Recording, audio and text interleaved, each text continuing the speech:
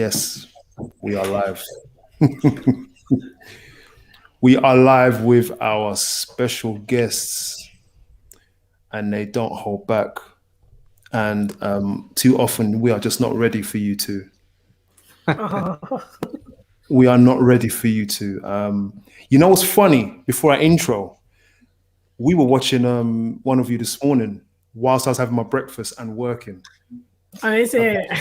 Scary. Oh, well, I saw it last night, and I was like, "Oh, listen." There's one video, one prank you did, but your mum-in-law pranked you, Tara, and I thought it was real, and I was like, where she was hitting at me. What? Where she was insulting me, saying that baby cannot have manners. I just want you to give her big props because Oscar is needed and coming our way. Tony, Emmy, because she got me 100%, and my mouth was on the floor. And then I saw the one when you pranked her in the car. Give her the Oscar again. Yeah, I know. Listen, so people need to tune in. It's dangerous. Yes, definitely. Hey, all I'm thinking is that's dangerous. Oh, of course. I can't do that. No, There's another prank where what did you do? He was just being rude and telling me to shut up, and I was like, "Who are you talking to?" And then I called my mum, and then we told my mum to shut up, and I was like, "Sorry, who? My mum? Are you crazy?" Was that a part of the prank? Nah, so I didn't know you were gonna call. So, but because we was already heated, I was well in the video. I like to, really get into it. So because you called, I said, "Don't want to shut up as well, man." And I didn't know what the response was gonna be. Not my mum, because my mum's like Pepper, but she actually held it down. It's only when he told me to get out the car and he kept trying to kick me out the car. My mum was like, "Tara, don't get out the car. Don't." When she gets spooky, that's when you know it's a problem. So, yeah. Guys, you need to tune in to Meet the Thorpes on YouTube. The stuff will have your mouth open and that jaws drop to the floor. You know what I mean? I have to keep rewinding it. I said, "No, this is a prank.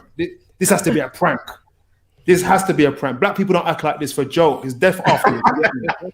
Guns and everything. You know what I mean?" But hey, so Little Black Book. Thank you very much. Blue light special. Blue light indeed special. Come on now. Listen, when you got the blue light in the background, it's gonna be deep. It's an emergency. Full in the red light district over there.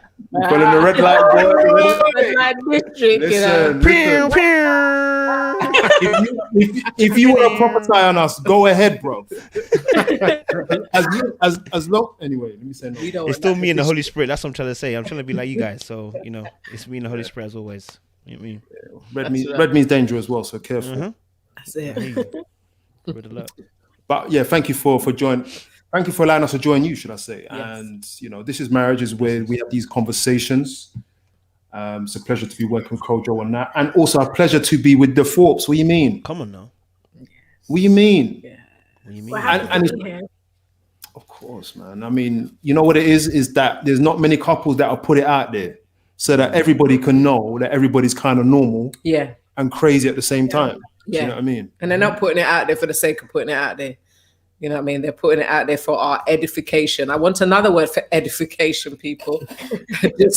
Benefit, how's that? For our growth, for our benefit. You get that one. Yeah. I'm handing over to you. I want to know, why are you speaking on this topic? We are talking about infertility. Yes. Why this topic?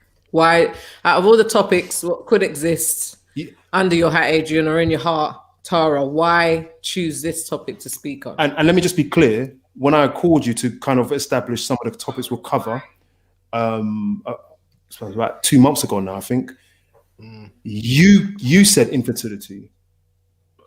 And I'm like, when she said that, this is me, whoa, are you sure? And she's like, yeah, let's go there. So why would you want to go there? I'll go first. I mean, everything that we've spoken about so far and everything we choose to speak about, I want it to be from our perspective. So I know that we've gone through it, and I know that I doubt we're going to be the only married couple to go through these things. So the fact that we can speak about them openly, there may be someone out there who it may touch. And our prayer is that we have some sort of impact in someone's lives where we can either help them. This is how we did it. It may or it may not work for you, but we've gone through it, and we may be still trying to get through, or we may have passed it, and God's helped us somehow. Yeah, I mean, we don't talk on things that we haven't experienced. There's no wisdom in that. So the only things that we talk about are things that we've experienced, and yeah, this is one of them. Mm-hmm. Just before we go ahead, I just want to double check with Kojo. Are we on both channels? Yes. Yeah, cool. Just checking that. Yeah, just double check. We've been through this before, so we don't want to go through it. Yeah. Listen, UK, you're on it.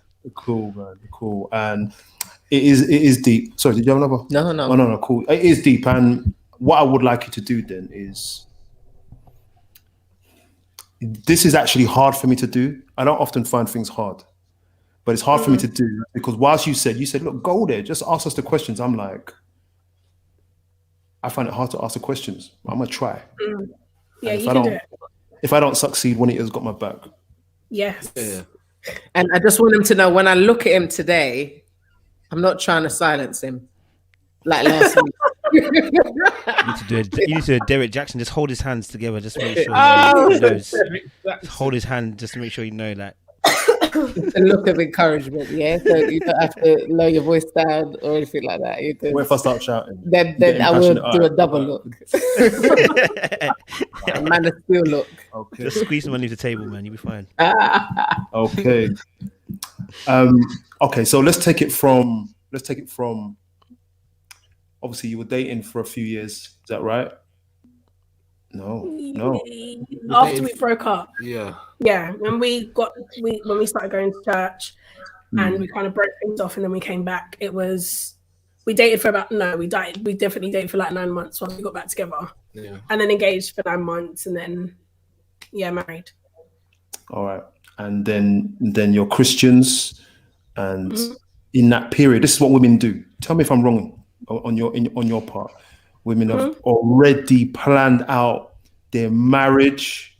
They've planned out how many children they're going to have.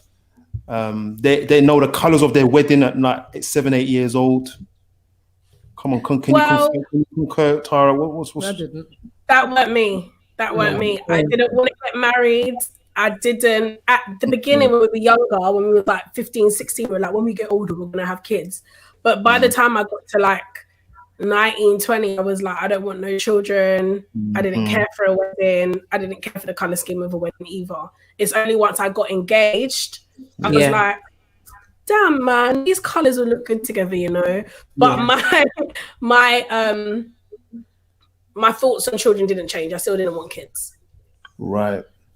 And then, Adrian, did you feel the same way? So I've always wanted kids. Always wanted them. And even up to, I don't remember having the conversation. We never had the conversation. We got married that she didn't want kids. I don't remember that.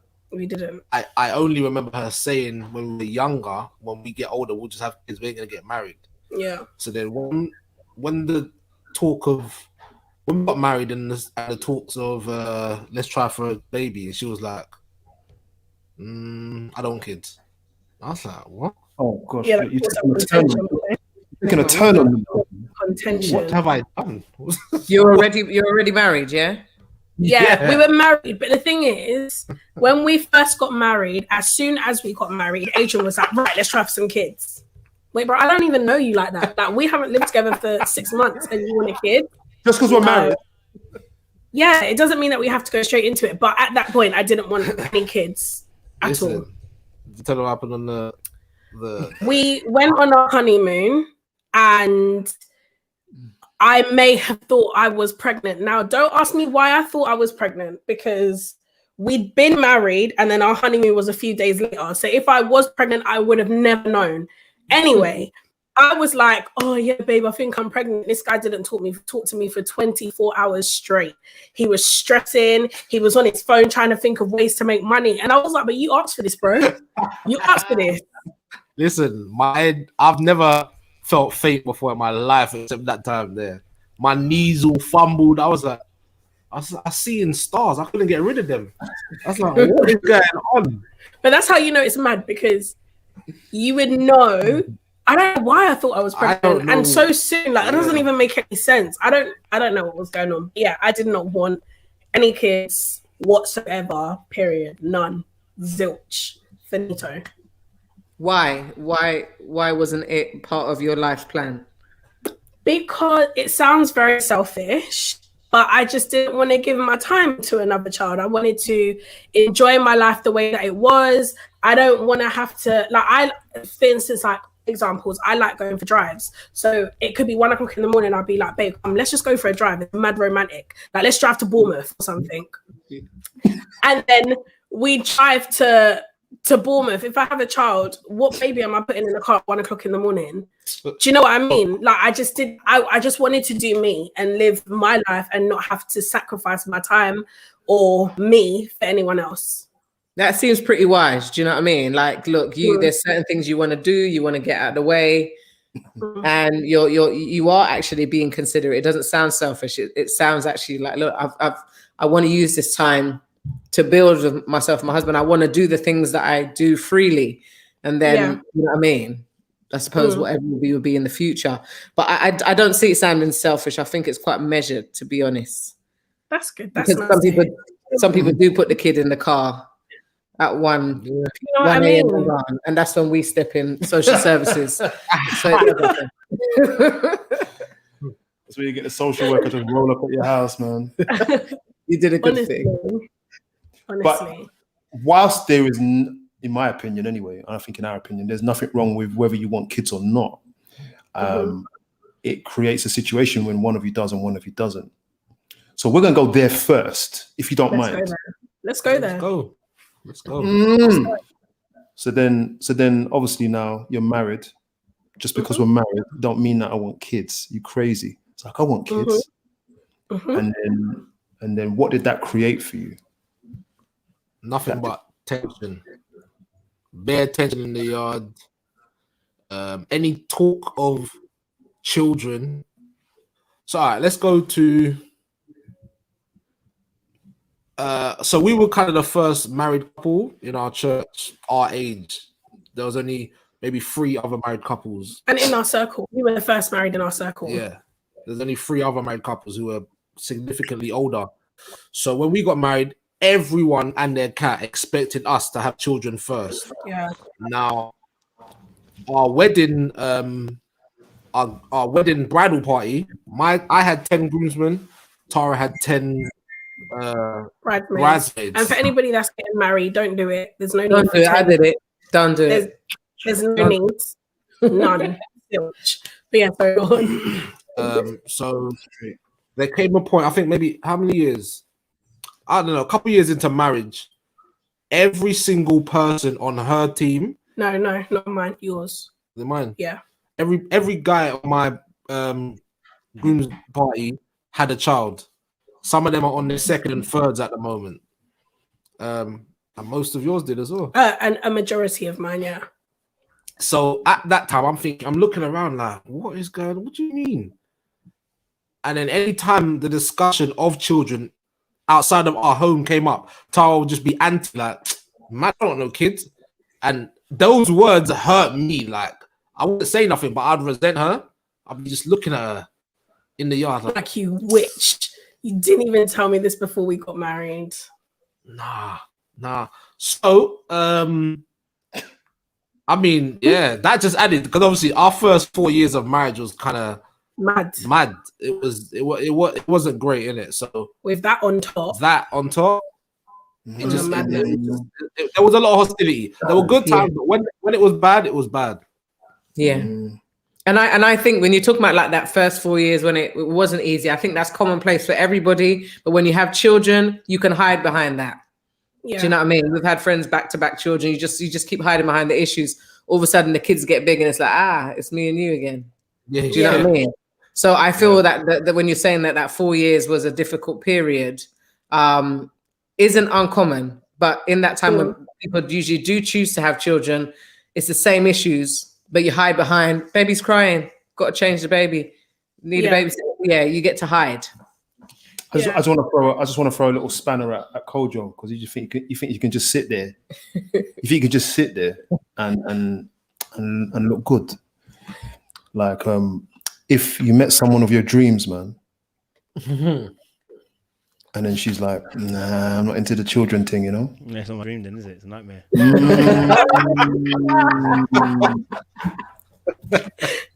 I'm joking, but yeah, I mean, obviously, I don't know. You know, part of me feels like, do you know what? I don't know. Maybe it's just where I'm at right now. I really am selfish. I when I was younger, I really wanted, I want to be a father. And now I'm like, blood, you know what? Let little rascals take my money, take my time, take my energy. I'm really selfish with my time, my energy, and my money right now. So right now, I'm not really thinking about little rugrats running around. Honestly, let me look after my little nephews and stuff, and I'll be all right. I'm thinking about that. So I'm not really opposed to, at this moment, to say, if a woman said, I don't really want kids, at this moment, I'll be like, cool. I'm not really on that headspace to be wanting to have kids. I really want to enjoy my life, my wife, and my marriage. You understand? And sometimes kids get in the way. You little rascals are dangerous, bruv. Even though I was one of those rascals. You know how many followers? You know how many followers he just lost right now? Yes.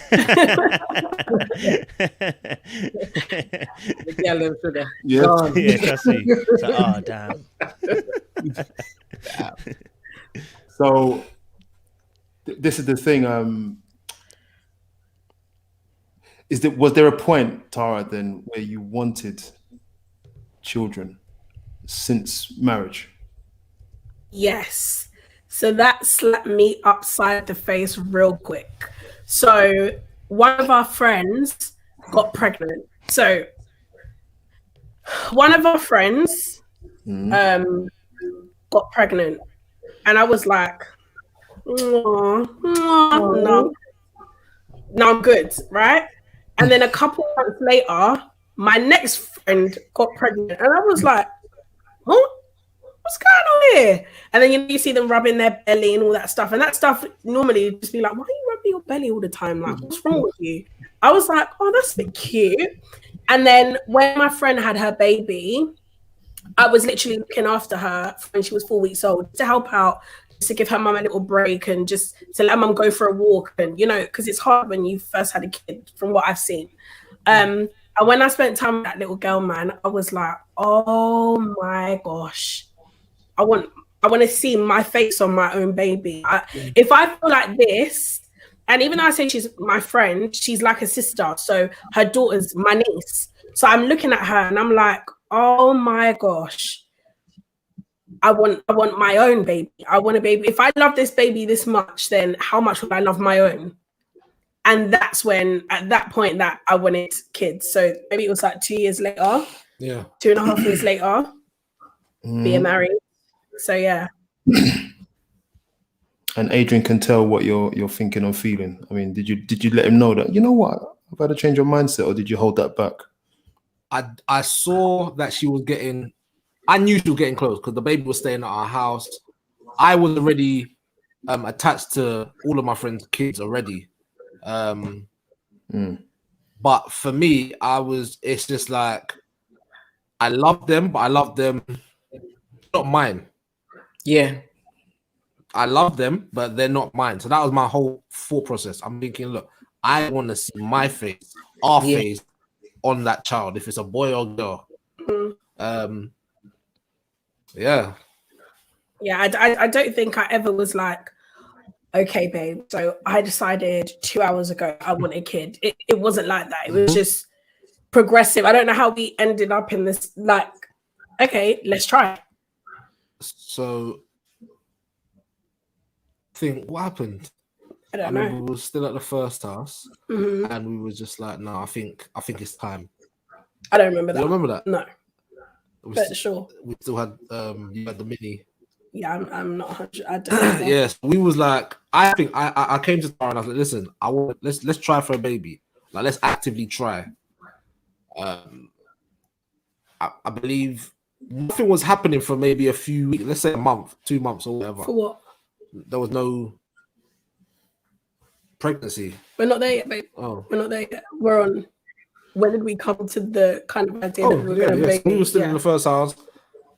It was like an aha moment. Yeah, it wasn't. Like it kind of just happened, basically. There was nothing that happened. I just said it, and yeah. Was there much pressure around once you said it out your mouth? No, I didn't feel the pressure. Did you feel pressure? Yes. For me or for others? You. Oh, yeah. Oh, the pressure was mad. And I don't mean to be crass, but it was Come like, on, where was Thursday, let's go. No, it's not Thursday. Tuesday. No, I'm right? talking about, that's how we Oh, okay. Ovulation day. Yeah. Come on, it's the 13th. We've got 2 days. Let's go. Right. He's downloading apps and he's like, all right, so when do you ovulate? All right, so this day. Then I'm like, no, I'm going out with my girls today. He's like, you can't go out with your girls today. You got to come home first and then you can go out after. No, don't put that pressure on me. It's the 14th, man. Come on. Right. So I felt an immense amount of pressure from you. Absolutely, man. Sorry about that. So, yeah, you should be. It weren't, no. You see, I think you lot are talking about apps. Back in our day, you had to take your temperature. Yeah, there was like a thermometer thing, and then tick it off on a chart and stuff like that to find out when your ovulation dates was. And I actually didn't know that there are 5 major days that a woman can get pregnant. I had no clue. It was just like you do it, you get pregnant. Didn't realize that there was a time frame for it, and if you miss that time frame, and then we learned from relatives that if you go either side of the ovulation dates, you could get a boy or a girl. It started to become quite scientific. So I can understand. Imagine without the app and having to put a thermometer in your mouth, and that's got to be a lot more pressure to have the app, because it's like you get a notification. That is a lot more pressure. Tonight, we just had an argument. How are we gonna navigate this one? Yeah. Go ahead. I see you pull a face, bro. Come on. Let me tell you. I just remember one evening. Okay. Come on. We were driving back from church. We had a massive we was driving back from church and we had a massive argument. And we were in the window. It come out we didn't hear nothing in that sermon because we went in beefing and we came out beefing and it was war. And then we got home and we were both like, no, you was like, oh, don't even talk to me. And then I said, you're the one that wants the baby. Yeah. So why don't you do what we need to do and then you can leave? Do you remember? So I remember when we were arguing, oh man, that was so awkward. It was so awkward. Proper awkward. And I remember words, her saying that I'm the one who wanted the baby. I was thinking, so what you say here? Is it just me? Like, I'm not forcing you, you know. I'm not forcing you. I ain't trying to be no one's chore, you know. I'll be honest. Yeah. The pressure was real.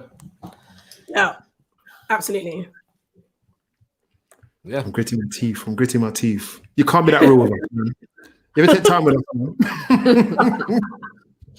So otherwise you'd have to wait for the next month. And just in case you haven't, and of course the hormones will hormones affect you through the month, and so there's times of the month where you have a high risk of arguing, more risk of sensitivity, and so it's always a risky period. This week, yeah. What happened this week, man? That's the risky week. It's the risky week, folks. It's the week. Let me just mark that on my calendar. There's that. But so then obviously now you're trying to navigate that, and now you're trying. Anything happening? No, not a damn thing. Not a damn thing. Nothing. Not that thing. No. And we went to the doctors just to kind of have a conversation. They were like, look, you've just come off contraception. You need to allow your body to kind of regulate and get back to itself and stuff like that. And still nothing. But I think they even gave it a time, like just wait, maybe 6 months. 6 months. And by then, all the hormones have left your body, whatever. And then I remember the worst thing about it is every month you think you're pregnant. So you'd be like, oh my gosh, I'm nauseous. No, is that nausea? I'm not sure. Oh my gosh, is that heartburn? Okay, maybe I'm having a boy. No, hon, you're not pregnant. Like, there's none of it. And yeah, man, if I was even let's not to be crass, a day late, I'd be like, right, Adrian, come, let's go to Asda, let's go and get a test. And what pregnancy test we're gonna get this month, babe? Babe, don't ask. We was actually buying the cheapest one. That's how often we were buying. Yeah, we walked past Clear Blue. We walked past £20 a time is no joke. Nah. Well, anyway. But yeah, so it just wasn't happening for us at all. Like, at all. Let me ask you then. I mean, I think you was about to nudge on that topic, Juanita. Religion, the church, the culture. Did that? Was there any kind of social pressure to have kids? I didn't feel none. I didn't feel the pressure. People would ask all the time. And I said, we were the first to get married, so we were expected to be the first to have a child first. When people were on their first, seconds, even now, people ask us, like, so what, no babies? Or someone hasn't seen us in a while. For those that don't know what we've been through, they will ask, oh, so what, bro, you're not having no babies? I remember some girl touched my belly and she was like, oh, when are you going to get pregnant? And I was like, I've just had a miscarriage, hon, so maybe you shouldn't ask people those questions. But I was very sensitive at the time. So my response was sharp towards her, and it shouldn't have been sharp towards her because it wasn't her fault. It was just, I was irritated. And, you know, like when people are coming at you and asking you questions, I'm just like, I just don't want to hear it. But I know that people expected us to get pregnant pretty much straight away. Yeah. But I didn't feel pressured from it because I knew that's not what I wanted anyway. So no one can pressure me or make me feel any type of way about something I don't want to do. And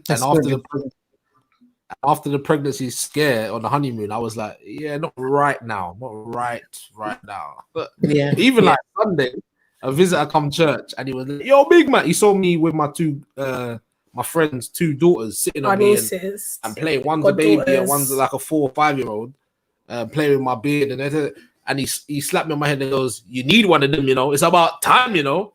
And he went to get Tara. I said, listen, he wants one, you know. And I'm like, he wants one, you know. And I was like, big one, relax. Just chill. You know, people don't get the vibe. Like, all right. So you don't fight on every occasion? I could feel myself just railing. I've got the ability to kind of brush things off. It doesn't really affect me.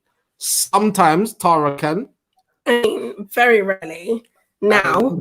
But now, if someone was to say it's how it's said. Do you get what I mean? So with this guy on Sunday, you know there was no bad intentions, man. He's just like that guy. He's like, yo, guys, what are you saying, blood? You good, yeah? When you gonna have your like? There's nothing but well wishes. So it doesn't come from like a, oh, I wonder why they don't have kids yet. It doesn't come from that type of place. But there has been a few times where people, and this isn't in church, I mean outside of church, anywhere basically you get it, where they'll be like, yeah, she's not pregnant, you know. I wonder why she can't get pregnant. Those are the ones that I'll put in their place and be like, hey, hi, yeah. If you have a question, just come ask me. I'm happy to speak about it.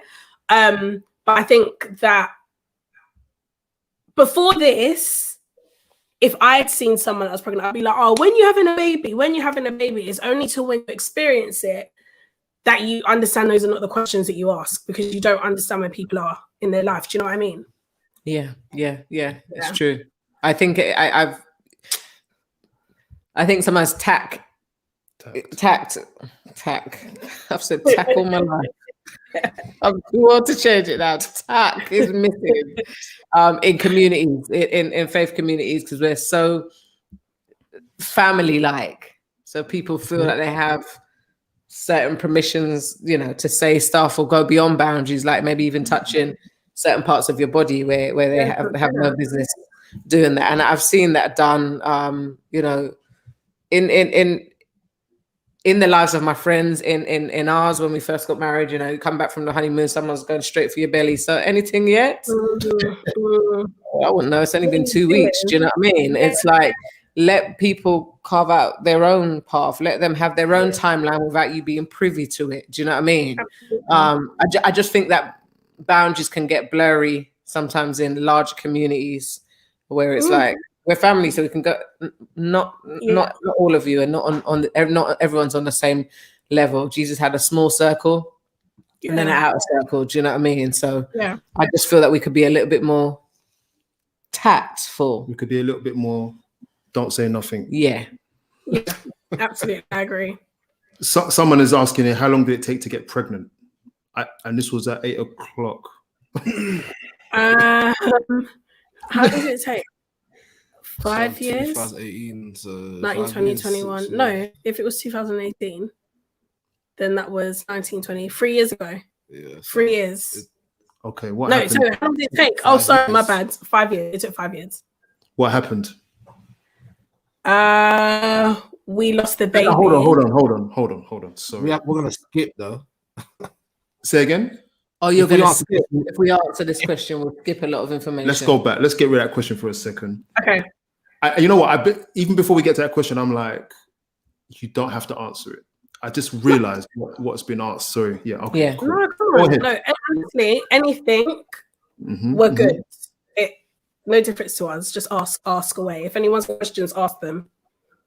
I think we put a caveat in front of that. I feel that you've opened that gate for people to ask questions, but when you are asking questions, consider yourself sitting in the seat of the Thorpes. So while you're speaking to the internet, you're also speaking to lives, because I feel that sometimes it can let's just go anywhere and everywhere. Just put yourself in the seat of the Thorpes whilst you're typing your question. Yeah. So thank you for that one. So fill us in before that point. So you got sick, but that's how we found out those PCOS, is it? No, that's what? The PCOS. Oh yeah. So I got really, really ill, and I was basically in bed for like 6 to 7 months. Wow. So it wasn't like a major health scare or anything like that. I was just in pain all the time. So in my abdomen area, and after going back and forth, we went to a fertility clinic with my mother-in-law, and they were just outright disrespectful anyway. And then I was just in a lot of pain. And then so I kept going back to the doctors. Adrian kept making me go back to the doctors. And then I found out I had polycystic ovaries. So it's where you have cysts all over your ovaries, basically. So I wasn't able to get pregnant because of the cysts on my ovaries. Yeah. And during that, before we found out I actually had PCOS, they thought that I had ovarian cancer.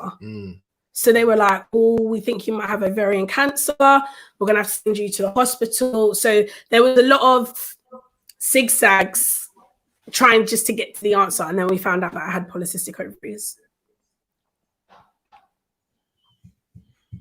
which is very common. And then what? And then... So from there, we had to understand what polycystic ovaries were. Yeah.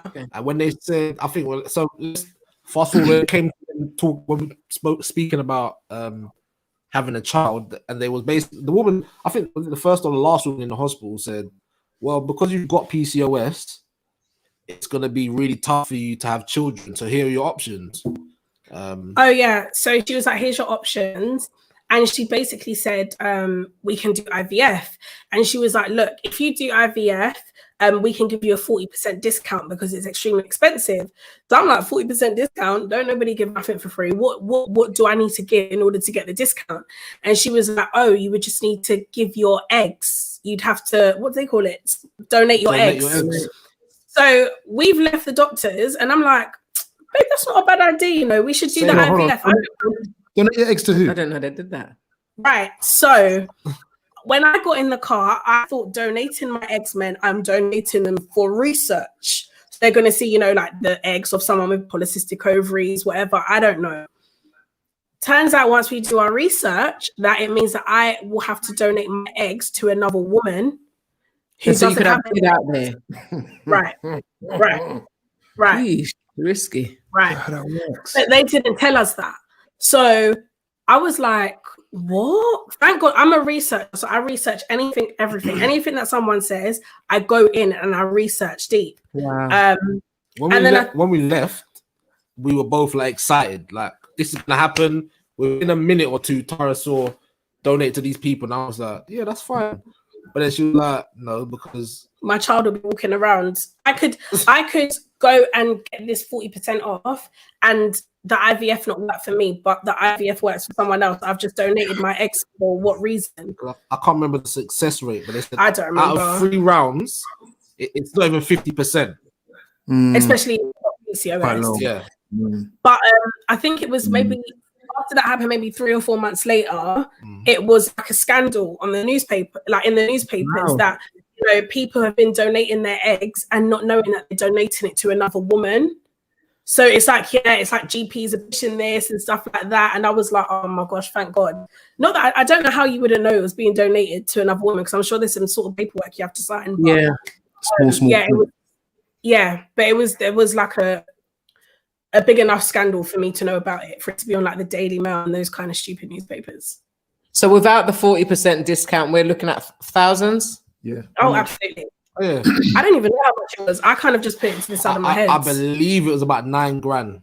Maybe. So before the 40% discount was 9 grand, and that was a free round. And let's say for less than 50% chance. So after 3 rounds, less than 50% chance at 9 grand, we was just like, what? This is mad. Yeah. This is mad. Yeah. It's an interesting set of numbers, because it's almost, it's better odds than you would get like gambling. Oh yeah. In a casino, we'll hit that. But it's like there's a chance. Yeah. I mean, 50%. Well, say 40%, right? That's high odds. I mean, did you consider it? Did you consider to proceed? No, you just said no. After that, it was just forget that, man. After that, I was like, I can't. Let's keep it real, right? We ain't got money like that, okay? So we have to borrow from Mama Thorpe, borrow from my mum, borrow from this person, borrow from that person in order for this. No, because you know what? If I'm going to have a kid, I'm going to have a kid. If it's God's will for me to have a child, I'll have a child, regardless. And that's kind of what my standpoint was. I was like, if it's going to happen, it's going to happen. If it's not, it's not. So yeah, that was kind of my thing. I don't know. I mean, I was down until there was like Tara's face could be walking around, and it's not my. I know you. That's not funny. It's not funny. Do you know what I mean? You look similar to someone that I know. This is what I was thinking. I was like, child, and we might not. And I was like, nah, man, forget this. Has to be another way. So obviously they said adoption, and I'm like, no, because I want my child to look like me and her. I mean, you kind of, we saw a similar story. Someone else in America that had a similar story, and they adopted. They had this name. Remember that? Oh yeah. So we watched this video one time, and they had a very similar story to ours. And they ended up adopting, and they said that God gave them a name for their child. And obviously she couldn't get pregnant. And then maybe like 2 years later, they decided that maybe they'd adopt. So like, let's just register ourselves. And, let's make a final decision at the end before, we kind of sign our name.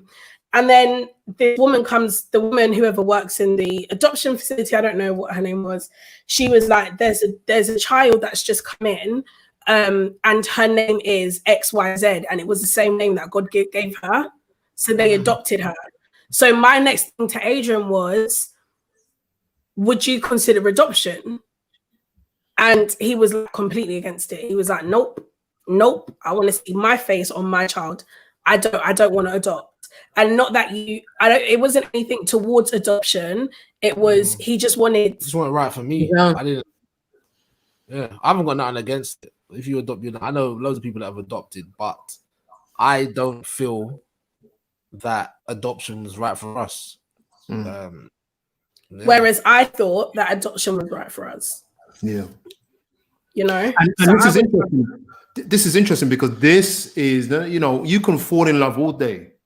You can think you married the right person all day, and one difference could caused the whole thing to crash. I mean, we can't always predict these differences. Yeah. And I'm thanking God that you're still together on this. I just wanted to we just wanted to just read some quotes. Yeah, Jonah Thorpe says, I walked through the pain with you both. So I'm assuming that's somebody you know, somebody who's related to you. That's Mama Thorpe. Pick up totally. See, she needs beyond the Oscar, the Emmys, the Grammy, the everything else, but the crown of life. So thank you for saying that out loud. Somebody says here, Luke Young says, honesty and openness is saving someone today. So what you're doing is not in vain at all. Somebody else, I saw it earlier, said that they were walking through something very similar. Wow. Yeah, it did. There's loads of comments here, so it's going through them all. But somebody has said that they were walking through something quite similar as well. Question, man. What did you think God was doing? Did you think God had cursed you? Did you think there was a sin that you committed that you needed to seek? Personally, I did. I was like, I'm so sorry, Mum, for what I'm about to say.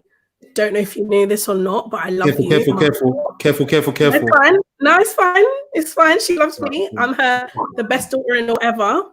I thought because we had sex before we got married. Sorry. No. See, Adrian just ran off the screen. What? This is pre-salvation. No. Adrian, I had you up there, fam. Yeah, you're moving like Derek Jackson right now because you don't have to relax. You know what I'm saying? No, jokes.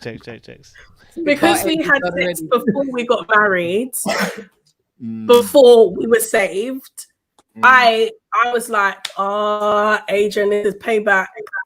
This is payback. God's gonna make us wait. Yeah. And that's when my relationship with God was more seeing God under, I want to say law. I know that we touched on it before, and there wasn't any grace. And I was like, Adrian, God is coming for us. This is exactly what he's doing. That was me. I don't know about you. Can I, before Adrian answers, I just wanted to, I know that space. I know that space with God when we feel that's how he's responding to something that we've done and at this payback time. I just wanted to ask Kojo, especially in the light of the talks that you've been doing around faith and around grace, what's your response to what Tara said? Yeah, man. I think we've all grown up kind of thinking that when we first, because if you grew up in church, you might have heard some rhetorics like that. You might have heard people say things, and you've just taken it on as gospel. And so when you first come into the faith and first give your life to Jesus, you actually really do think that it's a if I do bad, he there's a consequence. Like, I sinned last week, that's why this bad thing happened to me. And sometimes it can look like that because there's confirmational bias, right? You do something bad last week or whatever, like you steal from the shop. Like some of us were not paying for all our,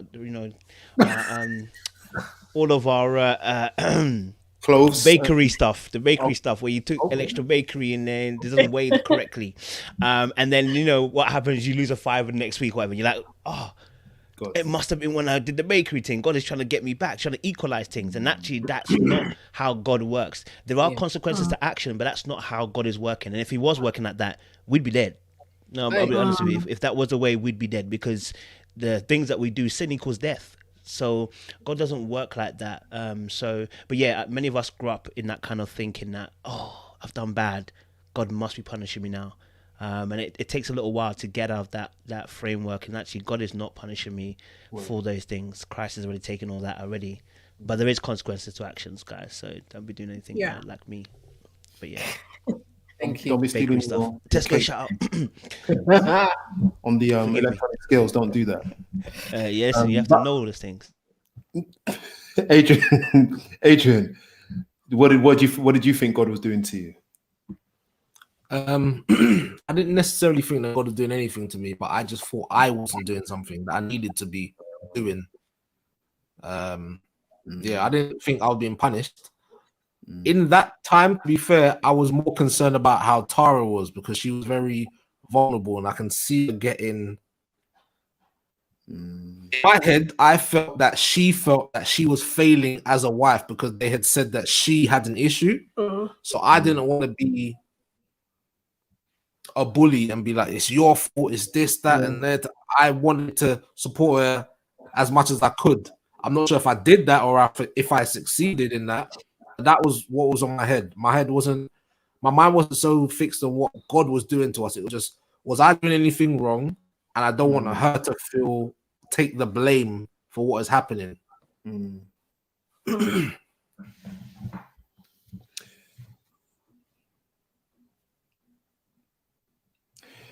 This is a big topic. I think people, it really does, and I think we might do it near the end. Then let's. I was going to make a comment, but I'm going to go back a little bit and just look at some of the comments. Harriet, you have to rewind, man. You have to catch the whole thing. I just wanted you to know that it looks like Mama Thorpe already knew that you was doing the do. Yeah. She said she wasn't born yet.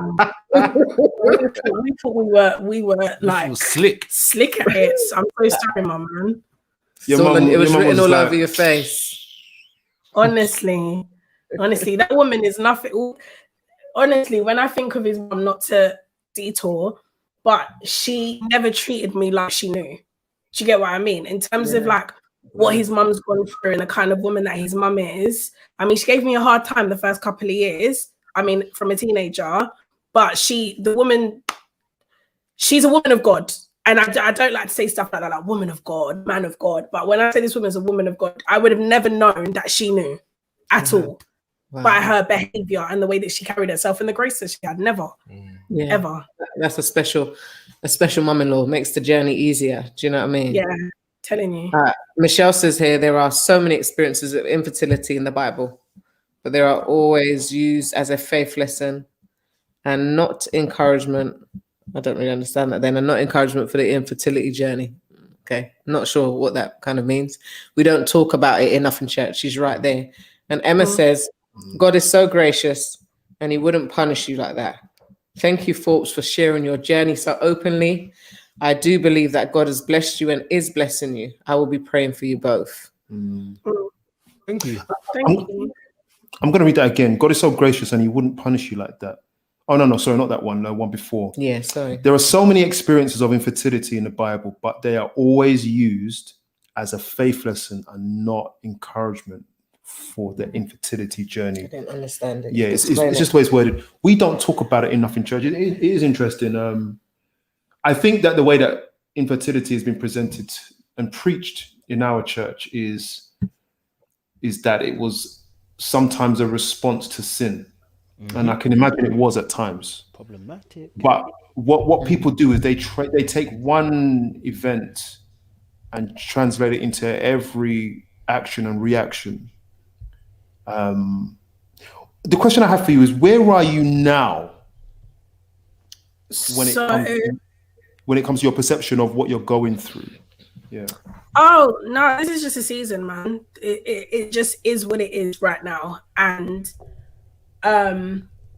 I don't take it lightly that we are where we are now, because I believe that, you know, our steps are ordered by God. So I'm not out here trying to rush something or do something that's not in God's plan anyway. The only person that can bring life and death is God anyway. So there's nothing that I could do to rush the process. But yeah, no, I don't think it's a punishment from God at all. I think things that we've gone through, the only reason why we can speak about the things that we've gone through is because we've been through it. So I definitely feel like we're going through this not just so we can help other people, but I think a major part of it is to encourage and help others, because we openly speak about things and have kind of no kind of barrier in talking about these things. So I'm cool. I'm good. I mean, where we are now, we've gone through what we found out. She had PCOS. Do you think God is? I know, but I'm saying this is how I see it in my head. We found out she's got PCOS. We're now dealing with that. We found out that it's difficult. We know IVF is not an issue. No, adoption is not an issue. I don't want to foster. What have I got left? I've only got my faith left. Now, I've had a miscarriage since that's happened. And again, in that, because before it was like, oh, we couldn't have kids. Now it's just something standing in the way. Then we had a child and we lost it. So for me, I'm like, amen. Like, this is good. Although it's a loss, it was good because now I can see my faith is just not in vain. I believe that it happened. The only answer I haven't got is when. That's the most frustrating thing. Now, I don't think of that often, but when I do, it's like, oh man, I want it to be. I don't want to be. I've always said I've never wanted to be an old first dad. I don't want to be the 50-year-old running after a 5-year-old. It don't work for me. It doesn't work like that. But I've seen it happen. Yeah, I don't want that portion myself. So I'm 32 now. So I would say in the next few years, I would want my child, my first one. I'm still hopeful because I'm a Christian. I have to have faith. And because I've got faith that God will honor when the Bible says, be fruitful and multiply. And I stand by that. I stand by being a Christian. It's what I live for. And having a child with my wife is always on the cards. So it's like, it hasn't happened yet, but the big word there is yet. I want to ask you a risky question. Go for it. What would your faith be if the answer was no at 50? And I'm asking in light of we just generally do not know God's plans, and He generally doesn't reveal them to us. So let's say you're 45 and nothing's happened. What about your faith and what about your heart? Can you speak that far? I don't know. Okay, I don't know. Is that for me or for Adrian? Both. Yeah. I don't think I'd get to 45 and be like, oh man, we've been trying and now it's not happening. I think you kind of, in my head, I'd be like, okay, by the time of like 37, 38, if it ain't happened, then I need to find another avenue. Maybe it is adoption. Maybe I won't adopt the baby. Maybe I'm going to adopt. Because there's people out there that need a home. Do you get what I'm saying? That their parents couldn't look after them. So maybe I could be that person. In terms of faith, I would hope, because I'm not there, I would hope that I would, if it's not happened yet, that I'm getting in line with God's will, because it's not about me. The life that I live right now is not about me. So there's many things I want to do. I mean, I used to sing properly and nearly got a record deal. I gave that up. I gave up the idea of even having that anymore. So there's things that, the Bible talks about picking up your cross daily. Maybe that's a cross that I have to pick up daily. Maybe that is not my will. Maybe the will for us is that, there's this little boy or little girl that's in foster care somewhere in Wandsworth Council, and he's meant to be with us or she's meant to be with us. So I would hope that I could align myself with God at that point. Yeah, I love that. With me, I'll be honest, I think about this, I wouldn't say often, but when I do, I'm like, I don't know. I haven't got an answer for it. I can't say where my faith would be. I'm still wrestling with that. It's like, it's a hard pill to swallow. I remember when I first went bald, when I saw a thinning in my hair, I was like, you know what? This is long. This is long, but I'll save it and I'll just rock beard and a ballad. All right, cool. But 45, 50, no child yet? I don't know. I really don't know. I would love to say I'm serving God, singing The perfect answer. Singing the praises, but it is hard. Yes. But I don't doubt that God will bring me through it. Like, I don't doubt that. I know, well, I hope it's not going to be hard, but right now, seeing it, trying to envision that, I don't know. People need to know that on this channel, we do not give the right answers. We just give how we feel and what we believe is true. So What I we're appreciate walking what you're through. saying. Yeah.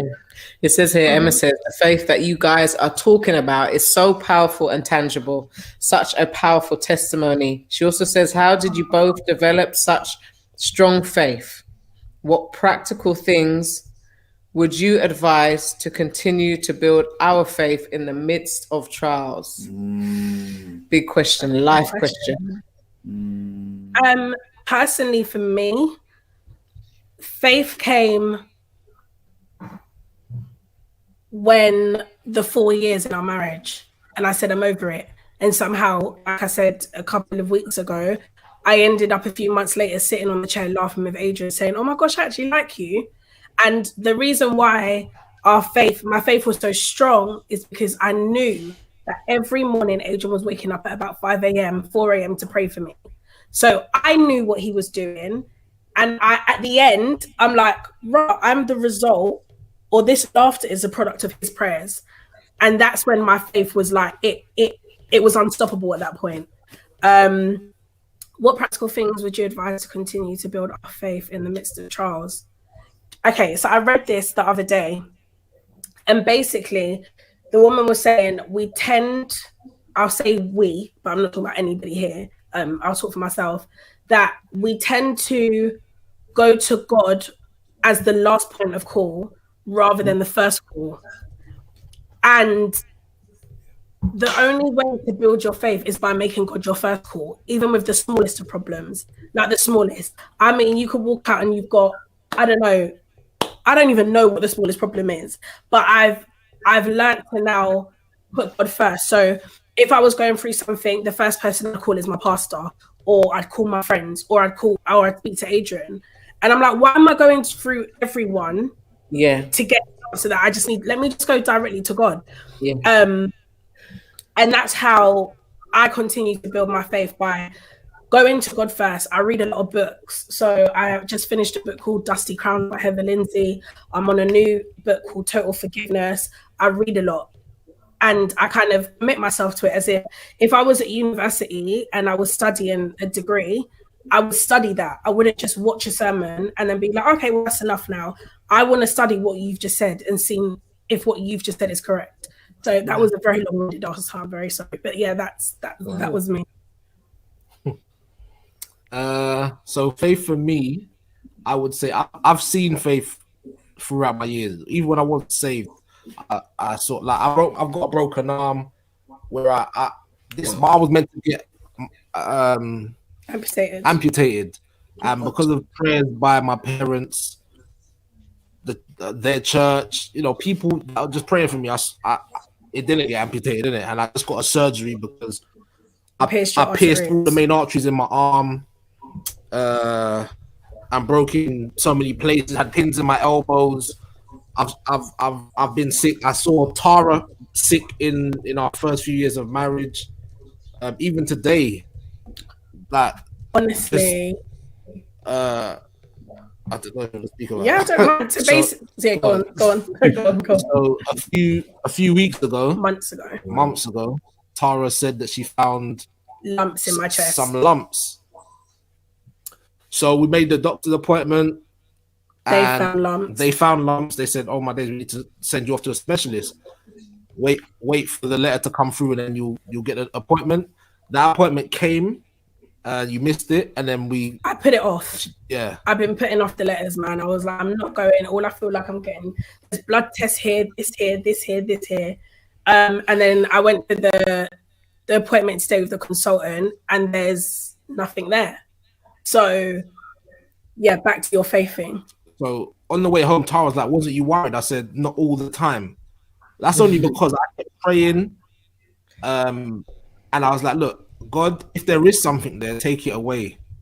And the things they found, take it away." When we left there, she said to me, they said the lumps weren't there. And I was like, cool. And she just kept asking me, "Were you worried?" And I'm like, "No, not all the time. Not all the time. And I knew Tara was worried. So I would try not to pray over her to get her nervous. I wouldn't make her feel that, this is going to be such a problem. Because we know someone who died from cancer. Yeah. And sometimes she did reference, my family, even in your family, yeah. And she did reference that sometimes.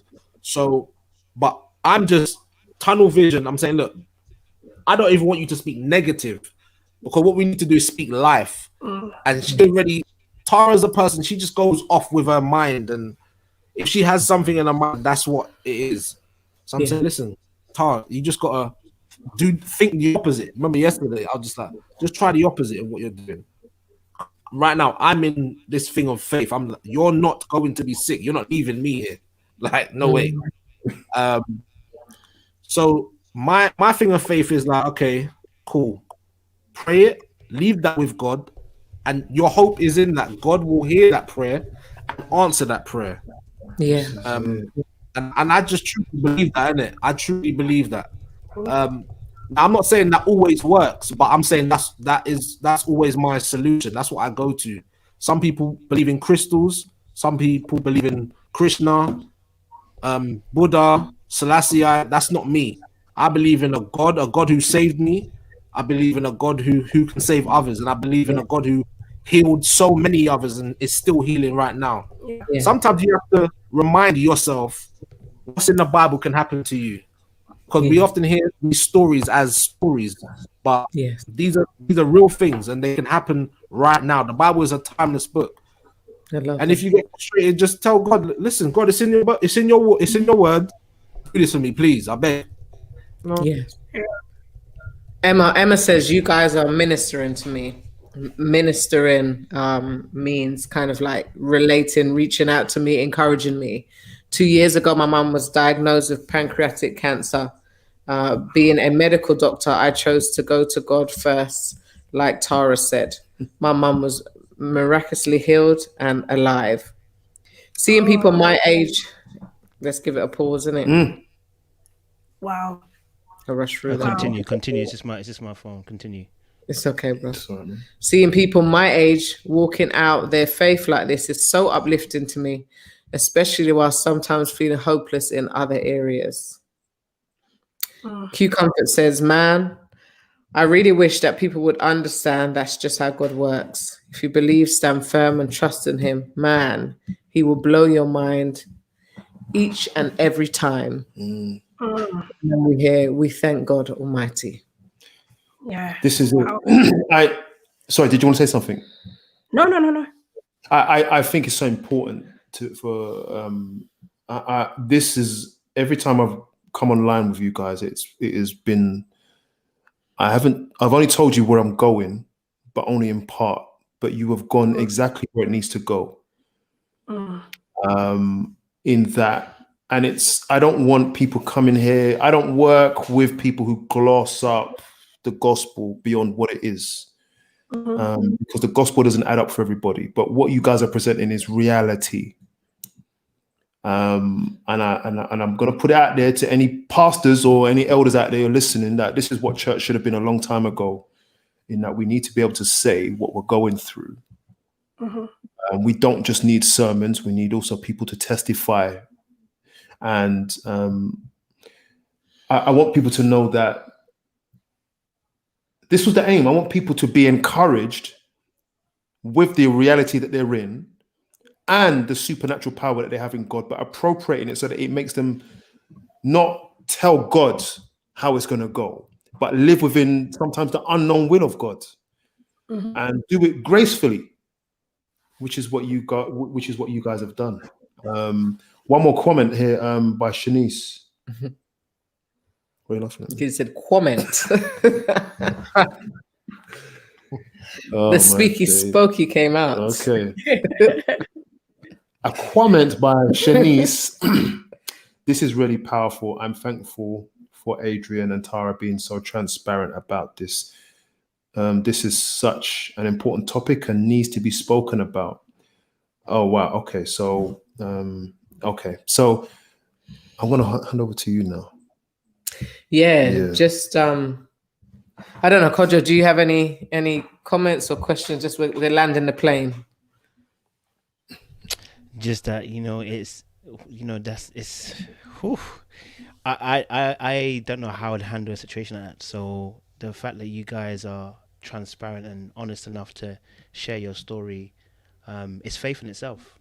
You know, and it's inspiring, it's encouraging.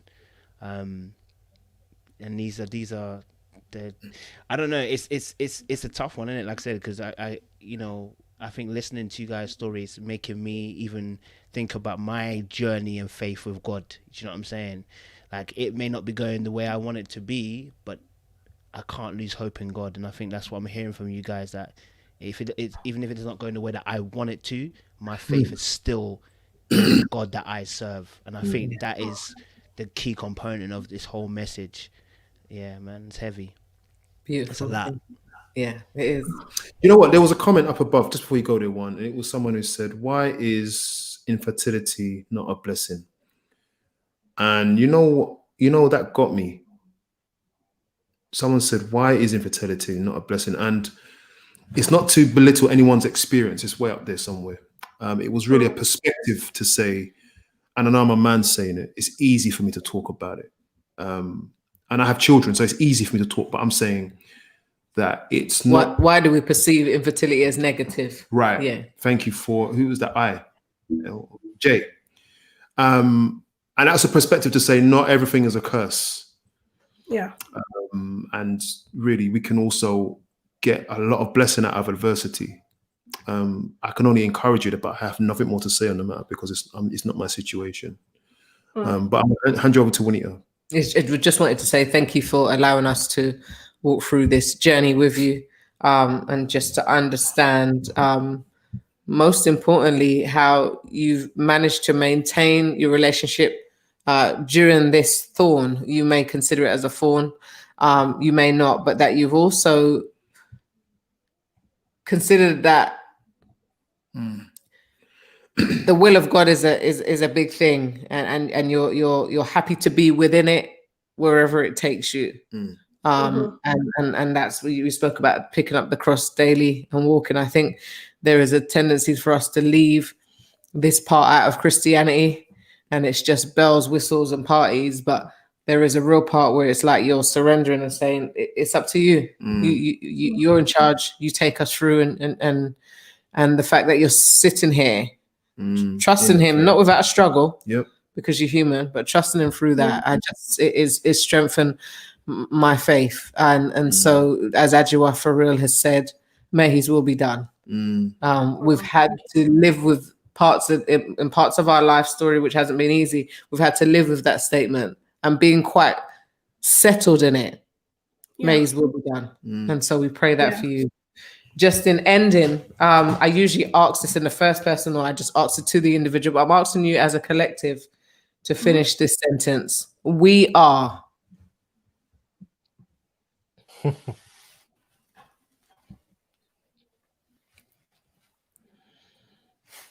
I don't know if my answer will be the same as yours, but I want to say my answer is we are good. Like, we're good. I would say we are working. Nice. We need. I'll say we need Jesus. Right there with you, buddy. We must continue. Yeah, I agree with that. Continue the Meet the Thorpes journey as everything, ours, our marriage, everything. We must continue. We can.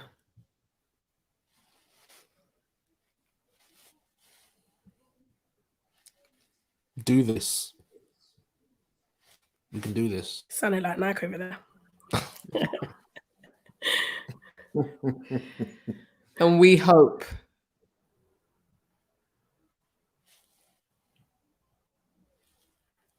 I don't even know. That's tough, isn't it?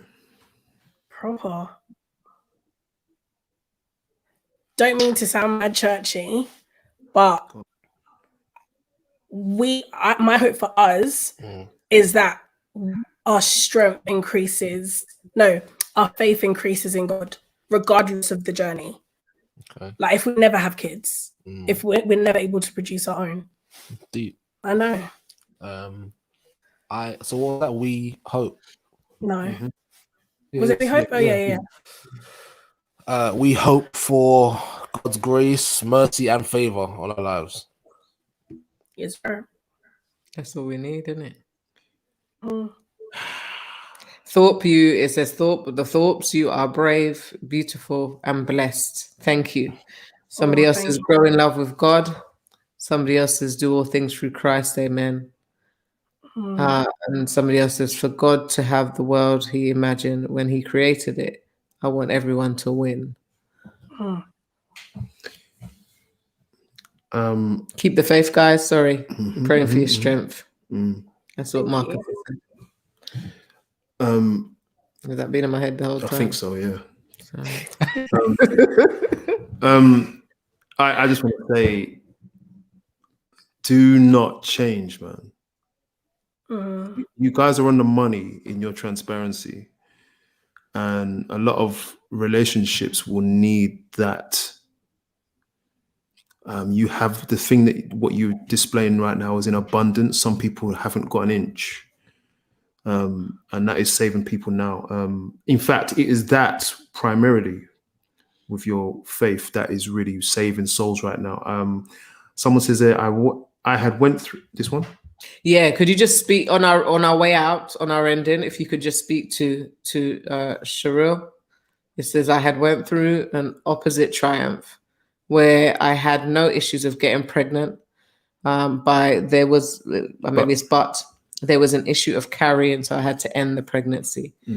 Would you leave Cheryl with something as we end? Wow, that's a whole different.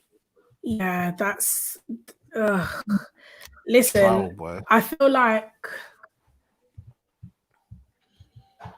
and when you talk about these subjects, you have to be very, very careful. Look, I don't say everything happens for a reason. I'm not like, oh, well, maybe it happens because X, Y, Z. But I think you just have to continue to run with the faith that God has got you. God has got you. I don't know why you've gone through this.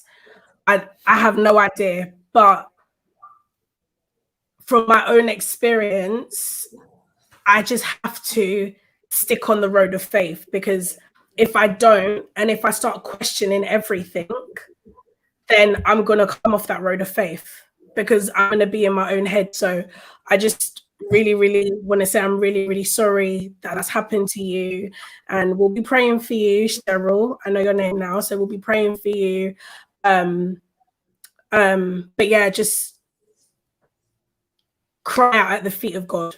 That's all I can say. That's all I did. That's all I can say to you. But we'll be praying for you, man. That's deep. When what's come to mind is two things. The Bible says, I lean on my own understanding. Now, in our situation, we don't understand what's happening, but we know who's in control. And the same thing with you. So you got in this trial, God may be trying to talk to you. So just lean not on your own understanding, lean upon God. Rest in his comfort. He's the Father of fathers, King of kings, he's the Lord of lords. He's gonna give you that support that you can't get in a man nor a woman. Also, pray for healing. God's a healer. The woman who had the issue of blood, he only touched Jesus' garment and was healed. You can cry out to God and just ask him, heal the womb or whatever it is that may be causing you the issue. Yeah, just be prayerful, get close to God, as close as you can get. Wow. Cry out to him. But I truly am sorry for your experience, Cheryl, and God will see you through. Yeah. Thank you. And I would say, don't let anyone tell you anything different. Yeah. Yeah. Okay, listen, man. These comments are going to keep flowing, I know. And I would love to carry this on, but I want to thank you again for your transparency. And you've just kind of left me a bit heavy. In a good way. In a good way, man. In a good way. The weight of the glory. Yeah. lot to think about, seriously, because Yeah. this is people, you know, some of you, you know, you can't afford therapy. This is as good as it's going to get. This is the next best thing. And this is heavy stuff to consider. Yeah. So it's been edifying. Can I use that word? You have to break it down now. Meaning that this has been food for my spirit, food for my body, food for my mind, food for my heart. Again, Kojo, thank you for your platform. I know you're all about God, so I know you're appreciating this still. Yeah. As you're ending it, someone says this is a Sila moment. You know, I have to break it down again. It's a pause moment. It's a moment to reflect. So you can hear it in our voices that has dropped a couple of decibels because we're just in reflection mode and just taking the whole thing in. And, you know, yeah, I'm just loving the journey that we've been taking with you for the past, is this 4 weeks already? 4 weeks. Next week is the 5th week. We're running a session in the 5th week now. We're going to miss you guys. We're having you back, man. And we're having you in our lives. So thank you so much for your openness. And thank you again, Kojo, for the opportunity and the platform and just for having such a conversation. Yes. We'll see you next week. Tuesday. What's the topic? I don't know. We always work it out. Work it out on the way. We'll have a chat with them. We'll have to change it up a little bit because, you know. It'll be lighter next week. Yeah. you know. Oh man. All right. Listen, let me leave it there. Yeah. Peace, everyone. Chill. See you next week. Might see you Thursday still. I don't know, Yeah. you know. Thank you. Appreciate you guys. Stay lots of